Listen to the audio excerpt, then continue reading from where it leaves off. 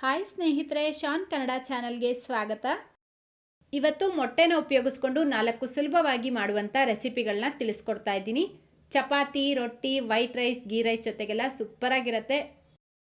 ಈ ಎಲ್ಲ ರೆಸಿಪಿಗಳು ತುಂಬಾ ಈಸಿಯಾಗಿ ಮಾಡ್ಕೊಳ್ಳೋದನ್ನು ತಿಳಿಸ್ಕೊಟ್ಟಿದ್ದೀನಿ. ಸೊ ಬನ್ನಿ ಇದನ್ನು ಮಾಡೋದು ಯಾವ ರೀತಿ ಅಂತ ನೋಡೋಣ.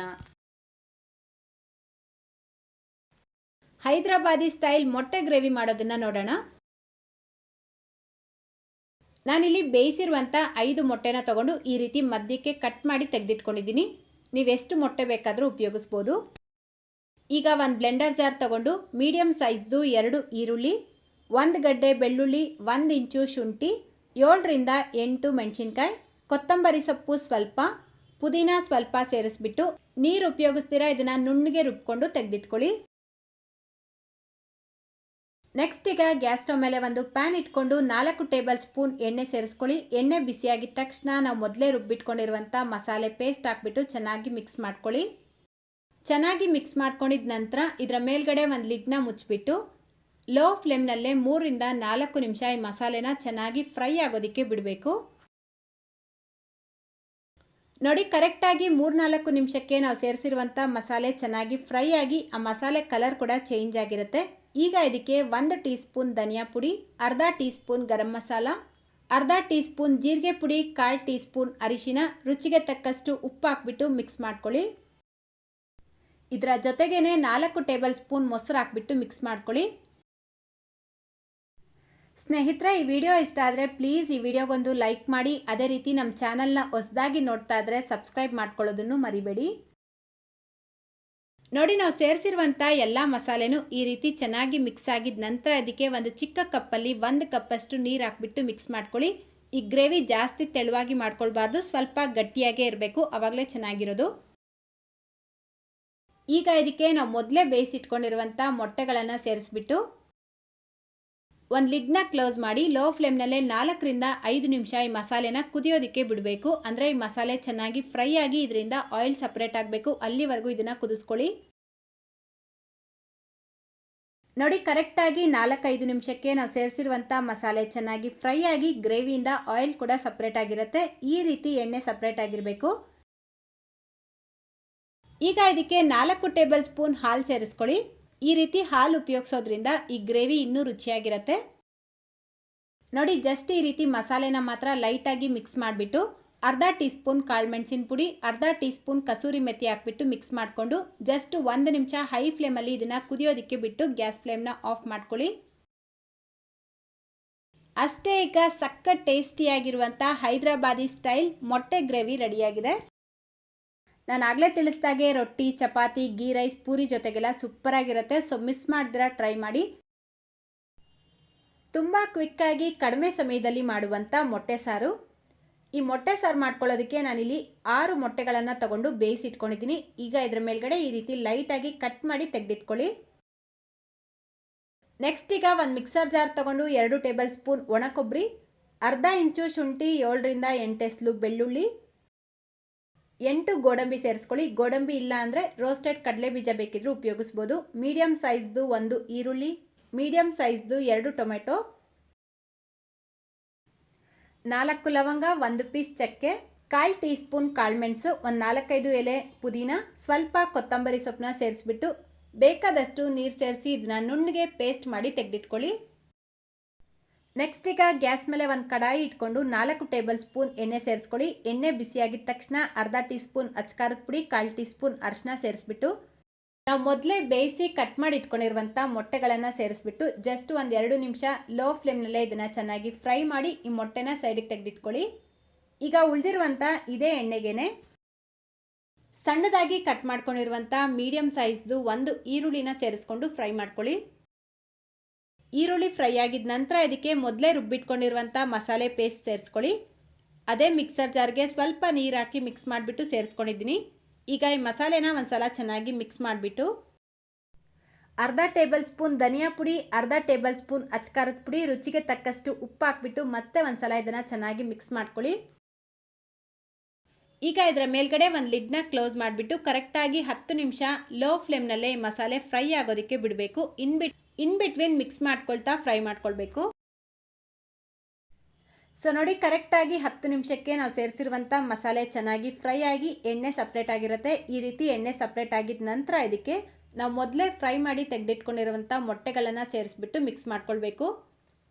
ಈ ಮೊಟ್ಟೆ ಸೇರಿಸಿದ ನಂತರ ಜಸ್ಟ್ 1 ನಿಮಿಷ ಈ ಮಸಾಲೆ ಜೊತೆಗೆ ಮಿಕ್ಸ್ ಮಾಡಿಕೊಂಡು ನೀರು ಸೇರಿಸ್ಕೊಳ್ಬೇಕು. ನಾನಿಲ್ಲಿ 1 ಕಪ್ಪಷ್ಟು ನೀರು ಸೇರಿಸ್ಕೊಂಡಿದ್ದೀನಿ. ಅಂದರೆ ಗ್ರೇವಿ ಕನ್ಸಿಸ್ಟೆನ್ಸಿ ನೋಡಿಕೊಂಡು ನೀರು ಜಾಸ್ತಿ ಅಥವಾ ಕಡಿಮೆ ಸೇರಿಸ್ಕೊಳ್ಬೋದು. ಲಾಸ್ಟಲ್ಲಿ ಇದಕ್ಕೆ ಅರ್ಧ ಟೀ ಸ್ಪೂನ್ ಕಸೂರಿ ಮೇಥಿ, ಅರ್ಧ ಟೀ ಸ್ಪೂನ್ ಗರಂ ಮಸಾಲ, ಸ್ವಲ್ಪ ಕೊತ್ತಂಬರಿ ಸೊಪ್ಪನ್ನ ಸೇರಿಸ್ಬಿಟ್ಟು ಒಂದ್ಸಲ ಮಿಕ್ಸ್ ಮಾಡಿ ಮತ್ತೆ ಲಿಡ್ನ ಕ್ಲೋಸ್ ಮಾಡಿ ಲೋ ಟು ಮೀಡಿಯಂ ಫ್ಲೇಮಲ್ಲಿ ಕರೆಕ್ಟಾಗಿ 5 ನಿಮಿಷ ಇದನ್ನು ಕುದಿಯೋದಕ್ಕೆ ಬಿಡಬೇಕು. ಸೊ ನೋಡಿ ಕರೆಕ್ಟಾಗಿ 5 ನಿಮಿಷಕ್ಕೆ ಗ್ಯಾಸ್ ಫ್ಲೇಮ್ನ ಆಫ್ ಮಾಡಿಕೊಂಡು ಮತ್ತೆ ಸ್ವಲ್ಪ ಕೊತ್ತಂಬರಿ ಸೊಪ್ಪನ್ನ ಸೇರಿಸ್ಕೊಂಡ್ರೆ ತುಂಬ ರುಚಿಯಾಗಿರುವಂಥ ಮೊಟ್ಟೆ ಸಾರು ರೆಡಿಯಾಗುತ್ತೆ. ಕ್ಲೈಮೇಟ್ ಕೋಲ್ಡ್ ಇರುವಾಗ ಏನಾದರೂ ಖಾರವಾಗಿ ತಿನ್ನಬೇಕು ಅನ್ನಿಸ್ದಾಗ ಮೊಟ್ಟೆ ಉಪಯೋಗಿಸ್ಕೊಂಡು ಮಾಡುವಂಥ ಈ ರೆಸಿಪಿನ ಒಂದ್ಸಲ ಟ್ರೈ ಮಾಡಿ. ಖಂಡಿತ ಮತ್ತೆ ಮತ್ತೆ ಈ ರೆಸಿಪಿನ ಟ್ರೈ ಮಾಡ್ತೀರಾ, ಅಷ್ಟೊಂದು ರುಚಿಯಾಗಿರುತ್ತೆ. ಬಿಸಿ ಬಿಸಿ ಅನ್ನದ ಜೊತೆಗೆ ಇದನ್ನು ಹಾಕ್ಬಿಟ್ಟು ಮಿಕ್ಸ್ ಮಾಡಿ ತಿಂತಾ ಇದ್ರೆ ಆಹಾ ಎಷ್ಟು ರುಚಿಯಾಗಿರುತ್ತೆ ಅಂತೀರಾ. ಇನ್ನೂ ಒಂದೆರಡು ತುತ್ತು ಅನ್ನ ಜಾಸ್ತಿನೇ ಹೋಗುತ್ತೆ, ಅಷ್ಟು ಚೆನ್ನಾಗಿರುತ್ತೆ. ಮೊದಲು ಒಂದು ಬ್ಲೆಂಡರ್ ಜಾರ್ ತೊಗೊಂಡು 1 ಗಡ್ಡೆ ಬೆಳ್ಳುಳ್ಳಿ ಸೇರಿಸ್ಕೊಳ್ಳಿ, ಸಿಪ್ಪೆ ಸಮೇತ ಸೇರಿಸ್ಕೊಂಡಿದ್ದೀನಿ. 1.5 ಟೇಬಲ್ ಸ್ಪೂನ್ ಅಚ್ಕಾರದ ಪುಡಿ, ಅರ್ಧ ಟೇಬಲ್ ಸ್ಪೂನ್ ಜೀರಿಗೆ ಸೇರಿಸ್ಬಿಟ್ಟು ಇದನ್ನು ಬ್ಲೆಂಡ್ ಮಾಡ್ಕೊಳ್ಳಿ. ನೀರು ಸೇರಿಸಬಾರ್ದು. ನೋಡಿ ಈ ರೀತಿ ತರ್ತರಿಯಾಗಿ ಇದನ್ನು ರುಬ್ಬಿಟ್ಟು ಸೈಡಿಗೆ ತೆಗೆದಿಟ್ಕೊಳ್ಳಿ. ನೆಕ್ಸ್ಟ್ ಈಗ ಗ್ಯಾಸ್ ಮೇಲೆ ಒಂದು ಪ್ಯಾನ್ ಇಟ್ಕೊಂಡು 6 ಟೇಬಲ್ ಸ್ಪೂನ್ ಎಣ್ಣೆ ಸೇರಿಸ್ಕೊಳ್ಳಿ. ಎಣ್ಣೆ ಬಿಸಿಯಾಗಿದ ತಕ್ಷಣ ಇದಕ್ಕೆ ಅರ್ಧ ಟೀ ಸ್ಪೂನ್ ಸಾಸಿವೆ, ಅರ್ಧ ಟೀ ಸ್ಪೂನ್ ಜೀರಿಗೆ, ಅರ್ಧ ಟೇಬಲ್ ಸ್ಪೂನ್ ಕಡಲೆಬೇಳೆ, ಅರ್ಧ ಟೇಬಲ್ ಸ್ಪೂನ್ ಉದ್ದಿನಬೇಳೆ, 2 ಒಣಮೆಣಸಿನ್ಕಾಯಿ, ಸ್ವಲ್ಪ ಕರಿಬೇವಿನ ಎಲೆ, ಇದರ ಜೊತೆಗೇನೆ ಸಣ್ಣದಾಗಿ ಕಟ್ ಮಾಡ್ಕೊಂಡಿರುವಂಥ ಮೀಡಿಯಂ ಸೈಜ್ದು 3 ಈರುಳ್ಳಿ ಸೇರಿಸ್ಕೊಂಡು ಫ್ರೈ ಮಾಡ್ಕೊಳ್ತಾ ಇದ್ದೀನಿ. ನೋಡಿ ಈರುಳ್ಳಿನ ತುಂಬ ಸೀದಿಸ್ಕೊಳ್ಬಾರ್ದು, ಜಸ್ಟ್ ಈರುಳ್ಳಿ ಕಲರ್ ಈ ರೀತಿ ಲೈಟಾಗಿ ಚೇಂಜ್ ಆಗಿ ಅಂದರೆ ಈರುಳ್ಳಿ ಟ್ರಾನ್ಸ್ಪರೆಂಟ್ ಆದರೆ ಸಾಕು. ಗ್ಯಾಸ್ ಫ್ಲೇಮ್ನ ಕಡಿಮೆ ಮಾಡಿಬಿಟ್ಟು ರುಚಿಗೆ ತಕ್ಕಷ್ಟು ಉಪ್ಪು, ಅರ್ಧ ಟೀ ಸ್ಪೂನ್ ಅರಿಶಿನ ಸೇರಿಸ್ಬಿಟ್ಟು ಮಿಕ್ಸ್ ಮಾಡ್ಕೊಳ್ಳಿ.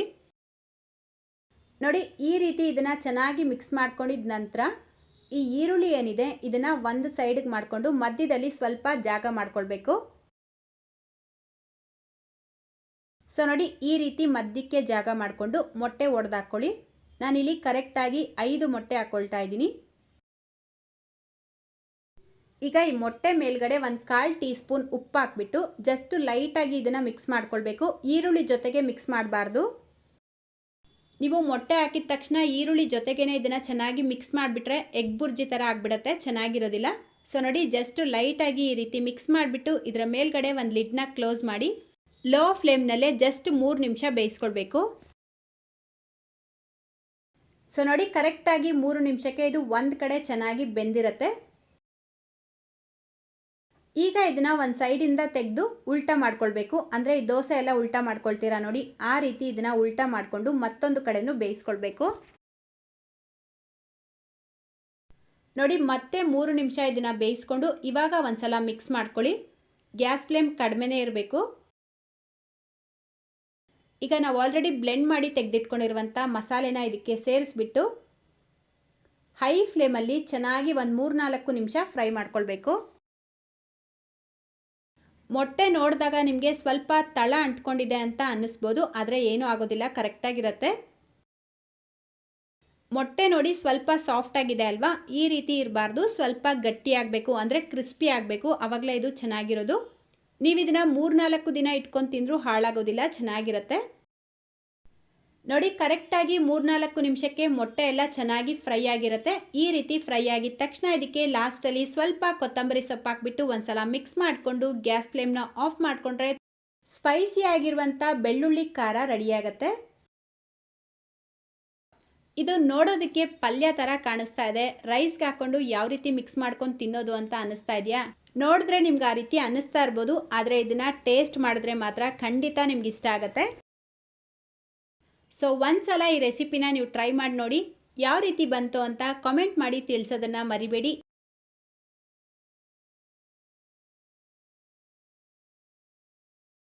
ತುಂಬ ಹಳೆಯ ಕಾಲದಲ್ಲಿ ಮಾಡ್ತಾ ಇದ್ದಂಥ ಮೊಟ್ಟೆ ಸಾರು ಯಾವ ರೀತಿ ಮಾಡೋದು ಅಂತ ನೋಡೋಣ. ಹುಳಿ ಸಾರು ಮಾಡಿ ಅದರ ಜೊತೆಗೆ ಮೊಟ್ಟೆ ಸೇರಿಸಿ ಮಾಡುವಂಥ ಈ ಮೊಟ್ಟೆ ಸಾರು ತಿನ್ನೋದಕ್ಕೆ ಬಹಳ ರುಚಿಯಾಗಿರುತ್ತೆ, ತುಂಬ ಈಸಿ ಮಾಡೋದು.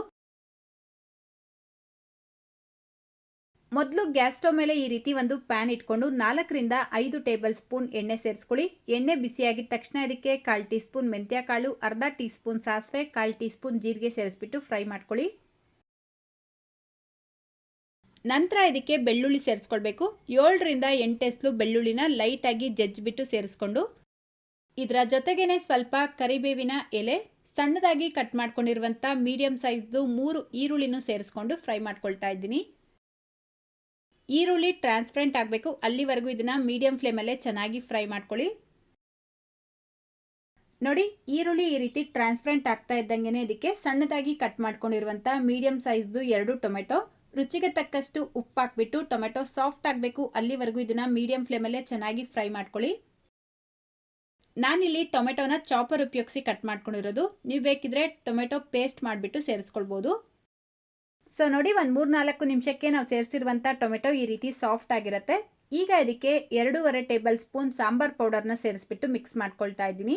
ಸಾಂಬಾರ್ ಪೌಡರ್ ಯಾವ ರೀತಿ ಮಾಡೋದು ಅಂತ ಈಗಾಗಲೇ ವಿಡಿಯೋ ಶೇರ್ ಮಾಡಿದ್ದೀನಿ, ಲಿಂಕ್ ಡಿಸ್ಕ್ರಿಪ್ಷನ್ ಬಾಕ್ಸಲ್ಲೂ ಕೊಟ್ಟಿರ್ತೀನಿ, ನೀವು ಚೆಕ್ ಮಾಡ್ಕೊಳ್ಬೋದು. ಅಥವಾ ಅಂಗಡಿ ಸಾಂಬಾರ್ ಪೌಡರ್ ಬೇಕಿದ್ರೂ ಉಪಯೋಗಿಸ್ಬೋದು. ಈಗ ಇದಕ್ಕೆ ಹುಣಸೆ ಹಣ್ಣಿನ ರಸ ಸೇರಿಸ್ಬಿಟ್ಟು ಮಿಕ್ಸ್ ಮಾಡ್ಕೊಳ್ತಾ ಇದ್ದೀನಿ. ಒಂದು ಚಿಕ್ಕ ನಿಂಬೆ ಹಣ್ಣಿನ ಸೈಜಷ್ಟು ಹುಣಸೆ ಹಣ್ಣನ್ನ ನೀರಲ್ಲಿ ನೆನೆಸ್ಬಿಟ್ಟು ಅದರ ರಸನ ಮಾತ್ರ ಸೇರಿಸ್ಕೊಳ್ಬೇಕು. ನಂತರ ಇದಕ್ಕೆ 1ರಿಂದ 1.5 ಕಪ್ಪಷ್ಟು ನೀರು ಸೇರಿಸ್ಬಿಟ್ಟು ಇದನ್ನು ಕುದಿಯೋದಕ್ಕೆ ಬಿಡಬೇಕು.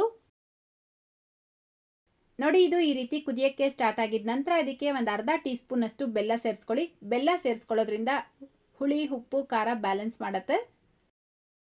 ಬೆಲ್ಲ ಸೇರಿಸ್ಕೊಂಡಿದ ನಂತರ ಒಂದ್ಸಲ ಮಿಕ್ಸ್ ಮಾಡಿಬಿಟ್ಟು ಟೇಸ್ಟ್ ಚೆಕ್ ಮಾಡ್ಕೊಳ್ಳಿ. ಉಪ್ಪು ಅಥವಾ ಖಾರ ಕಡಿಮೆ ಇದ್ದರೆ ಇವಾಗ ನೀವು ಸೇರಿಸ್ಕೊಳ್ಬೋದು. ಖಾರ ಕಡಿಮೆ ಇದ್ದರೆ ಸಾಂಬಾರ್ ಪೌಡರ್ನ ಸೇರಿಸ್ಕೊಳ್ಳಿ. ನಂತರ ಈಗ ಗ್ಯಾಸ್ ಫ್ಲೇಮ್ನ ಕಡಿಮೆ ಮಾಡಿಬಿಟ್ಟು ಮೊಟ್ಟೆಗಳನ್ನು ಸೇರಿಸ್ಕೊಳ್ಬೇಕು. ಈ ರೀತಿ ಒಂದೊಂದೇ ಮೊಟ್ಟೆಗಳನ್ನು ಸೇರಿಸ್ಕೊಳ್ಳಿ. ಮೊಟ್ಟೆ ಸೇರಿಸಿದ ತಕ್ಷಣ ಇದರ ಮೇಲ್ಗಡೆ ಒಂದು ಲಿಡ್ನ ಕ್ಲೋಸ್ ಮಾಡಿಬಿಟ್ಟು 4ರಿಂದ 5 ನಿಮಿಷ ಈ ಮೊಟ್ಟೆನ ಒಂದು ಸೈಡ್ ಬೇಯಿಸ್ಕೊಳ್ಬೇಕು. ಮೊಟ್ಟೆ ಸೇರಿಸಿದ ತಕ್ಷಣ ಮಿಕ್ಸ್ ಮಾಡಬಾರ್ದು. ನೋಡಿ, ಕರೆಕ್ಟಾಗಿ 4-5 ನಿಮಿಷಕ್ಕೆ ಮೊಟ್ಟೆ ಒಂದು ಕಡೆ ಚೆನ್ನಾಗಿ ಬೆಂದಿರುತ್ತೆ. ಈಗ ಇದನ್ನು ನಿಧಾನಕ್ಕೆ ಈ ರೀತಿ ಉಲ್ಟಾ ಮಾಡಿ ಹಾಕ್ಬಿಟ್ಟು ಮತ್ತೊಂದು ಕಡೆನೂ 3ರಿಂದ 4 ನಿಮಿಷ ಬೇಯಿಸ್ಕೊಳ್ಬೇಕು. ಲಾಸ್ಟಲ್ಲಿ ಸ್ವಲ್ಪ ಕೊತ್ತಂಬರಿ ಸೊಪ್ಪನ್ನ ಸೇರಿಸ್ಕೊಳ್ಳಿ. ನೋಡಿ, ಕರೆಕ್ಟಾಗಿ 3-4 ನಿಮಿಷಕ್ಕೆ ಗ್ರೇವಿಯಿಂದ ಆಯಿಲ್ ಯಾವ ರೀತಿ ಸಪ್ರೇಟ್ ಆಗಿದೆ ಅಂತ. ಅಷ್ಟೇ, ಈಗ ಗ್ಯಾಸ್ ಫ್ಲೇಮ್ನ ಆಫ್ ಮಾಡಿಕೊಂಡ್ರೆ ತುಂಬ ರುಚಿಯಾಗಿರುವಂಥ ಮೊಟ್ಟೆ ಸಾರು ರೆಡಿಯಾಗತ್ತೆ. ಅನ್ನ, ಮುದ್ದೆ, ಚಪಾತಿ ಜೊತೆಗೆ ಎಕ್ಸಲೆಂಟ್ ಕಾಂಬಿನೇಷನ್. ಗ್ರೇವಿ ಕನ್ಸಿಸ್ಟೆನ್ಸಿ ಇದೇ ರೀತಿನೇ ಇರಬೇಕು, ಜಾಸ್ತಿ ಗಟ್ಟಿಯಾಗಿ ಮಾಡ್ಕೊಳ್ಬೇಡಿ. ಸೊ ಇವತ್ತಿನ ಈ ಸಿಂಪಲ್ ಮೊಟ್ಟೆ ಸಾರು ನಿಮ್ಮೆಲ್ಲರಿಗೂ ಇಷ್ಟ ಆಗಿದೆ ಅಂತ ಅನ್ಕೊಳ್ತೀನಿ. ಇಷ್ಟ ಆಗಿದ್ರೆ ಪ್ಲೀಸ್ ನಿಮ್ಮ ಮನೇಲಿ ಟ್ರೈ ಮಾಡಿ. ಇವತ್ತಿನ ಈ ವಿಡಿಯೋಗೆ ಇನ್ನೂ ಲೈಕ್ ಮಾಡಿಲ್ಲ ಅಂದರೆ ಲೈಕ್, ಶೇರ್ ಮಾಡೋದನ್ನು ಮರಿಬೇಡಿ ಅಂತ ಹೇಳ್ತಾ ಇದೇ ರೀತಿ ಮತ್ತೊಂದು ರೆಸಿಪಿಯೊಂದಿಗೆ ಸಿಗೋಣ. Thank you.